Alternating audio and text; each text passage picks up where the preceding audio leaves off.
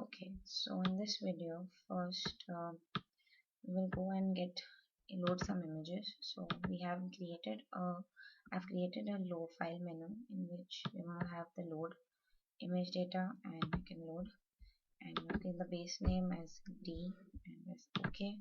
So we can see that the image has been loaded over here, and we have kept two push buttons, once the next and previous. So when we press next, the 5 images will be declared, and after 5 images it will give an error. It will give a message box which will say there is no more images. Similarly, when we press previous, we have all the images over there, and after the first data is being displayed, it will show that there are no more data to be filled in. Once we have all the images in the array, we want to choose which image we want to perform the image processing on. So we have this select image push button, and as we press this button, we can see that we have the histogram of this original image displayed over here, and the equalized histogram displayed on this image. Moving ahead, now what we have a couple of functions that have been designed in this GUI. Starting from it is the brightness function.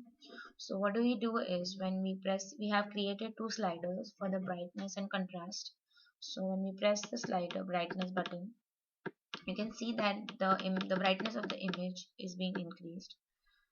Similarly, when we push it backwards, then brightness is being decreased. Now we see that the image is already become dark, and we want to go back to the original image, and we can press, we have kept a push button for reset. When we press that, the GUI, the slider comes to its original position, and the image goes in its original state. Now similarly, this function also works for the contrast. The max value for contrast is 1 and minimum is 0, and the max for brightness is 255 and minimum is 0.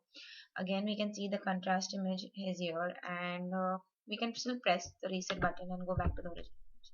Now once we've performed the contrast on the image, we can save this image using this save image button. So when we press the save image button, we can see this file menu popping up. So we can select in which format we want to use it, and we can name the file as like T1, and we can save whatever, save. That's how this image has been saved. Now moving ahead, there's another image button, push button for invert function. So when we click, first we will reset this image. Okay, we can suppose click another image for selecting this image. So now once this image is selected, we want to invert this image. Invert is basically reversing the image, so the zeros are converted to ones and the ones are converted to zeros. Basically it's just converting the black part of the image into white and the white part into black. So when we click this, we see that this image has been converted into a reversed image. Moving on, we reset it now again. We have a couple of filters that we've set in this image.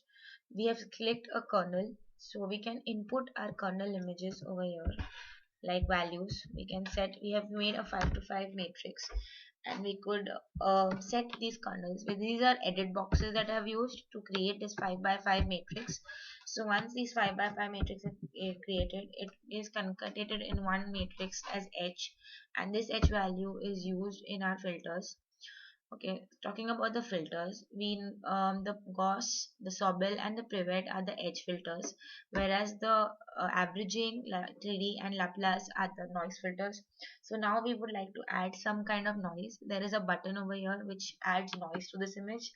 So we can see that there is noise in this image. Now we will try to uh, remove this noise by using some of the filters.